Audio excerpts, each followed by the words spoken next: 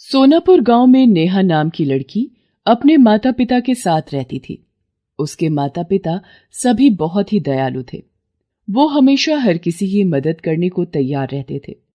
नेहा ने बचपन से देखा और यही आदत उसकी भी रही। वो कभी किसी की मदद से इनकार नहीं करते थे। नेहा की शादी राकेश नाम के युवक से हो जाती है। वो अपने ससुराल चली जाती है, परंतु मदद करने की आदत उसकी यहां भी रहती है। पड़ोस में किसी के भी कुछ मांगने पर वो कभी इनकार नहीं करती। हाँ बहन, क्या तुम्हारे घर में थोड़ा सा दूध होगा? मेरे बच्चे को स्कूल जाना है। आज हमारे यहाँ दूध खत्म हो गया है। क्या तुम मुझे दूध दे दोगी? हाँ, क्यों नहीं बहन। ये कहते हुए नेहा घर की तरफ जाती है। एक बड़ा गिलास भरकर दूध ले आती है। उसका पति नेहा की आदत से गुस्सा हो जाता है और नेहा से कहता है, अरे नेहा, ये क्या तुम सभी की मदद करती रहती हो? हम कौन सा बहुत अमीर लोग हैं जो तुम यूं सामान बांटती फिरती हो? नेहा अपने पति की बात पर चुप हो जाती है। अगले दिन उसके पड़ोस की काकी उसके घर आती है। नेहा बिटिया, क्या तुम मुझे 100 रुपए दे सकती हो? दवा लेने जाना है और मेरे पास पैसे नहीं है। मैं तुम्हें जल्दी ही लौटा दूंगी। हाँ हाँ काकी, मेरे पास 100 रुपए रखे हैं। ये कहते हुए नेहा 100 रुपए लाकर काकी के हाथ में रख देती है। काकी धन्यवाद करती हुई निकल जाती है। शाम को नेहा का पति नेहा से पूछता है कि क्या तुम्हारे पास कुछ पैसे रखे हैं? इस पर नेहा बता देती है कि उसने 100 रुपए पड़ोस वाली काकी को दे दिए क्योंकि उन्हें दवा लेने जाना था। इस पर राकेश भड़क जाता है और नेहा को कहने लगता है, नेहा, तुम्हें कब समझ आएगी? अभी मुझे पैसे चाहिए थे। तुमने यदि काकी को ना दिए होते तो वो मेरे काम आ जाते। ये बड़बड़ाते हुए राकेश वहां से बाहर निकल जाता है। इस घटना के बाद नेहा सबकी मदद तो करती है, परंतु अपने पति के सामने नहीं। आस पड़ोस के सभी लोग नेहा को बहुत प्यार करते हैं। उसकी मदद करने की आदत से बहुत खुश होते हैं। इसी तरह दिन बीत जाते हैं। एक दिन जोरों से बारिश हो रही थी। उस दिन राकेश को कोई भी मजदूरी का काम नहीं मिला, तो वो खाली हाथ घर वापस आ गया और घर आकर बोला, नेहा, आज तो बारिश की वजह से मुझे कोई काम नहीं मिला। क्या घर में खाने को कुछ है? जी मैं अभी चावल दाल बना देती हूँ। इसी तरह 3 दिन बीत जाते हैं, परंतु बारिश रुकने का नाम ही नहीं लेती। लगातार बारिश की वजह से राकेश को मजदूरी का कोई काम नहीं मिलता। राकेश बहुत परेशान हो जाता है। यदि बारिश इसी तरह होती रही तो हमारे खाने के भी लाले पड़ जाएंगे। अब तो एक ही दिन का राशन बचा है। इसी तरह अगला दिन भी बीत जाता है और उनके घर खाने का सभी सामान समाप्त हो जाता है और बारिश है कि रुकने का नाम ही नहीं लेती। बारिश रुके तो राकेश को मजदूरी का काम मिले। इसी चिंता में राकेश दुखी हो जाता है। नेहा पड़ोस की राधा से मदद मांगने जाती है। हमारे घर में खाने को कुछ नहीं है, क्या तुम मुझे कुछ पकाने के लिए दे दोगी? राधा तुरंत अंदर से दाल चावल ले आती है। वो नेहा को देते हुए कहती है, बहन, यदि और चाहिए हो तो ले जाना। तुमने हम सबकी कितनी मदद करी है, आज हम तुम्हारे काम नहीं आएंगे? नेहा राधा का धन्यवाद देते हुए दाल चावल लेकर घर को आ जाती है। नेहा वो दाल और चावल बनाकर दोनों बर्तनों में रखती है और अपने पति को खाने के लिए बुलाती है। जैसे वो बनाकर रखती है तभी बाहर से आवाज आती है, इस बुढ़िया को भी कोई खाना खिला दो, मैंने 2 दिन से कुछ नहीं खाया है। ये आवाज सुनते ही दरवाजा खोलकर वो बाहर की तरफ देखती है तो एक बूढ़ी औरत उसके द्वार पर बैठी है। नेहा उससे पूछती है, अम्मा, क्या आपको खाना चाहिए? हाँ बेटी, मैंने 2 दिन से कुछ नहीं खाया, क्या तुम मुझे थोड़ा सा खाना खिला दोगी? ये सुनते ही नेहा घर के अंदर जाती है। वो उसी थोड़े से खाने में से एक प्लेट में खाना डालकर अम्मा के लिए ले आती है। अम्मा खाना खाने लगती है और खाती ही जाती है। वो नेहा से और खाना मांगती है। ये सुनकर नेहा सोच में पड़ जाती है कि अब तो मेरे पास थोड़ा सा ही खाना है जो मेरे पति के लिए रखा है, पर मैं क्या करूं? इस बूढ़ी अम्मा को भी तो भूखा नहीं भेज सकती। ये सोचते सोचते वो और खाना डालकर ले आती है और अम्मा को दे देती है। अम्मा खाना खाने के बाद नेहा का शुक्रिया अदा करती है। तभी अंदर राकेश खाने के खाली बर्तन देखकर गुस्से में आ जाता है और बाहर आकर देखता है कि नेहा ने सारा खाना उस बूढ़ी अम्मा को खिला दिया। वो गुस्से में पतीला उठाकर चूल्हे पर मार देता है और चूल्हा टूट जाता है। ये सब घटना बूढ़ी अम्मा देख लेती है। नेहा की आंखों में आंसू देखकर अम्मा नेहा से कहती है, बेटी तुम चिंता मत करो, लाओ थोड़ी सी मिट्टी और पानी लाकर मुझे दे दो, मैं तुम्हें एक नया चूल्हा बनाकर देती हूँ। देखते ही देखते अम्मा मिनटों में एक सुंदर सा चूल्हा तैयार कर देती है। वो नेहा को देते हुए कहती है, बेटी देखो, मैंने तुम्हारे लिए एक नया चूल्हा तैयार कर दिया है। तुम जब भी इस पर खाना बनाओगी तो मुझे याद करोगी। तुम्हारे पास यदि खाने को कोई भी हो तो तुम इस चूल्हे पर केवल उस खाने का नाम लेकर बर्तन रख देना। खाने की वस्तु मिनटों में तैयार हो जाएगी। तुम्हें अब खाने की चिंता करने की कोई आवश्यकता नहीं। ये कहते कहते बूढ़ी अम्मा पल भर में आंखों से ओझल हो जाती है। नेहा चूल्हा लेकर अंदर आती है। सारा खाना तो उस भिखारिन को खिला दिया, अब हम क्या खाएंगे? हम भी तो सुबह से भूखे बैठे थे। तुम्हें मेरा और अपना ख्याल नहीं आया जो तुमने सारा खाना उसे खिला दिया। ये कहते हुए राकेश अंदर कमरे की ओर चला जाता है। नेहा अम्मा के दिए चूल्हे पर एक पतीली चढ़ाती है और कहती है, आज तो मुझे पूरी बनानी थी। ये क्या, मिनटों में उस चूल्हे में अपने आप आग लग जाती है और बर्तन में पूरी आ जाती है। ये दृश्य देखकर नेहा की आंखें खुली की खुली रह जाती हैं। पूरी रखने के बाद नेहा बर्तन चढ़ाकर कहती है कि आज तो मेरा हलवा खाने का मन है। बस मिनटों में हलवा तैयार हो जाता है। वो थाल में हलवा पूरी सजाकर अपने पति को खाने के लिए बुलाती है। उसका पति ये दृश्य देखकर हैरान रह जाता है। अरे ये पूरी हलवा कहां से आया? अभी 5 मिनट पहले तो खाने को एक दाना भी नहीं था, और अब ये इतनी हलवा पूरी ये कहां से लाई हो? नेहा उसे अम्मा की कही सारी बात और जादुई चूल्हे के बारे में बताती है। उस चूल्हे को देखकर नेहा और राकेश बहुत खुश होते हैं। अब तो नेहा लोगों को भी तरह तरह के स्वादिष्ट व्यंजन बनाकर देने लगती है। उसे खाना खिलाने में बहुत संतुष्टि मिलती है।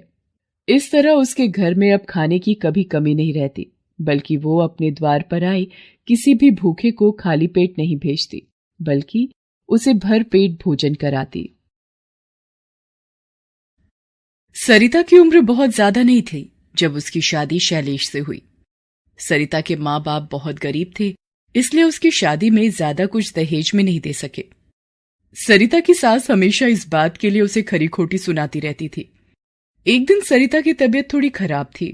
उसकी आंख देर से खुली तो उसकी सास गुस्से से बोली, ये देखो, पूरा घर नाश्ते के इंतजार में बैठा है और महारानी को सोने से ही फुर्सत नहीं। माँ जी, वो मेरी तबीयत कुछ। हाँ, काम करने के लिए तो तू बीमार ही रहेगी। कान खोलकर सुन, ये बहाने यहां नहीं चलेंगे। तेरे निठल्ले माँ बाप ने हीरे जवाहरात नहीं भेजे तेरे साथ, जो यहाँ मेम साहब बनकर बैठी रहती है। 5 मिनट के अंदर सबको नाश्ता मिल जाना चाहिए, समझी? ये कोई नई बात नहीं थी। सिर्फ सास ही नहीं बल्कि सरिता का पति शैलेश भी उससे कभी सीधे मुंह बात नहीं करता था। बात बात पर वो सरिता पर हाथ उठा देता था। सरिता पूरा दिन घर के काम करती, उसका हाल पूछने वाला वहां कोई नहीं था। सरिता बचपन से ही माँ दुर्गा की भक्त थी। माँ दुर्गा की भक्ति में ही उसे सुकून मिलता था और उसमें सब कुछ सहन करने की शक्ति आ जाती थी। शैलेश और सरिता की शादी को 4 साल हो गए थे, लेकिन अभी भी सरिता की गोद सूनी ही थी। इसे लेकर भी उसे हमेशा ताने सुनने पड़ते थे। हे भगवान, मुझे उठा ही ले। इस मनहूस की शक्ल और नहीं देखी जाती मुझसे। कंगालों का खानदान था इसका, फिर भी इस पे तरस खाके अपनी घर की बहू बनाए से। अपने पोते को गोद में खिलाने की इच्छा थी, मगर लगता है वो भी इसके रहते पूरी न होगी। मनहूस तो थी ही, अब लगता है बांझ भी है। हे भगवान। सरिता को उसकी सास की बातों ने बुरी तरह तोड़ दिया। वो रोती हुई माँ दुर्गा की मूर्ति के पास गई और बोली, माँ, अब मैं और ताने नहीं सुन सकती। मेरी सुनी गोद भर दो माँ। शायद मेरी औलाद ही मुझे समझे, मुझसे प्यार करे। सरिता माँ दुर्गा के सामने बहुत रोती है। वो नवरात्र के निर्जल व्रत रखती है। माँ दुर्गा के आशीर्वाद से उसकी इच्छा पूरी होती है। सरिता माँ बनने वाली थी। वो अब बहुत खुश थी। सरिता को लगा कि अब सब ठीक हो जाएगा, लेकिन ये उसका वहम ही था। सरिता ने एक बेटी को जन्म दिया। उसने जैसे ही अपनी बेटी को अपनी सास की गोद में देने की कोशिश की तो कांता ने उसे दूर झटक दिया और गुस्से से बोली, अपने जैसी एक और मनहूस ले आई। मैं ही पागल थी जो तुझसे उम्मीद लगा बैठी। मुझे पोता चाहिए था, पोता, तेरे जैसी एक और बोझ नहीं। शैलेश बेटा, चल यहां से। सरिता फिर उदास हो जाती है। वो अपनी बेटी का मासूम चेहरा देखती है तो उसे अच्छा लगता है। उसने अभी भी उम्मीद नहीं छोड़ी थी, लेकिन कांता और शैलेश की नफरत हद से ज्यादा बढ़ गई थी। एक दिन कांता ने शैलेश से कहा, शैलेश बेटा, तू चिंता मत कर, एक रास्ता है मेरे पास जिससे इन दोनों से छुटकारा मिल जाएगा। ये ले, इस बोतल में तेजाब है, जाकर उड़ेल दे दोनों पर। कह देंगे लोगों से कि हादसा हो गया। सरिता उस वक्त घर का आंगन साफ कर रही थी और उसकी बच्ची पास में ही सो रही थी। शैलेश अपनी मां की बात मानकर तेजाब की बोतल लेकर अपनी बच्ची की तरफ बढ़ने लगा। तभी सरिता की नजर उस पर पड़ी। शैलेश के हाथों में तेजाब की बोतल देखकर वो डर गई। शैलेश ने जैसे ही बोतल खोली, सरिता ने तुरंत अपनी बच्ची को अपनी गोद में ले लिया। तेजाब की एक बूंद भी उसकी बच्ची को छू नहीं सकी, लेकिन सरिता के हाथों और चेहरे पर कई जगह तेजाब गिर गया। उसका चेहरा जल रहा था। बहुत दर्द हो रहा था उसे, लेकिन फिर भी उसने एक पल को भी अपनी बच्ची को खुद से अलग नहीं किया। वो दर्द से चीखती हुई घर से बाहर निकल गई। उसे किसी भी हालत में अपनी बच्ची को बचाना था। काफी दूर पहुंचने के बाद उसे मां दुर्गा का एक मंदिर दिखाई दिया। वो अपनी बच्ची को लेकर मां के मंदिर में चली गई। मंदिर के पुजारी ने सरिता की हालत देखी तो उसे तुरंत अस्पताल लेकर गए। पुजारी जी की पत्नी शांति ने सरिता की बच्ची को संभाला। डॉक्टर ने सरिता की जांच करने के बाद पुजारी जी से कहा, देखिए, इनका चेहरा और हाथ कई जगहों पर बुरी तरह से झुलस गए हैं। जान तो बच जाएगी, पर अब पहले जैसा कुछ भी नहीं रहेगा। पुजारी जी और उनकी पत्नी को सरिता के लिए बहुत दुख होता है। सरिता उन्हें अपनी पूरी कहानी बताती है। पुजारी जी सरिता को अपनी बेटी मान लेते हैं। वो उसे और उसकी बच्ची को आसरा देते हैं। सरिता का चेहरा बहुत खराब हो गया था। वो खुद को आईने में देखकर बहुत रोती है। तब पुजारी जी की पत्नी शांति उसे समझाती है, रो मत बेटी, बुरा वक्त बीत गया। माना कि तेरी काया खराब हुई है, पर तेरा मन और अपनी बच्ची के लिए तेरी ममता तो पहले जैसी ही है ना। तुझे हौसला रखना होगा बेटी, अपनी बच्ची के लिए।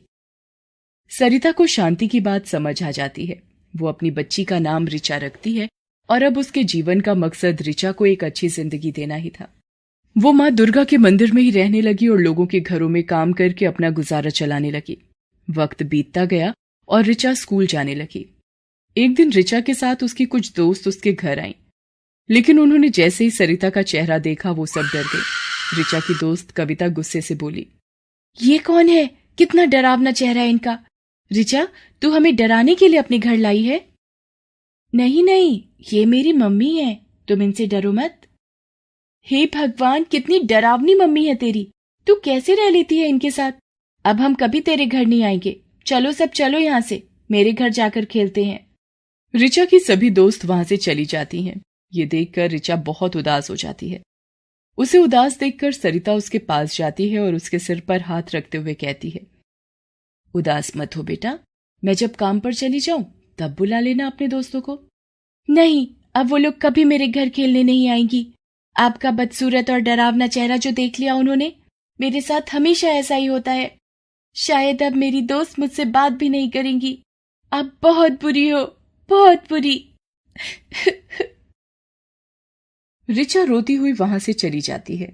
सरिता को उसके लिए दुख होता है।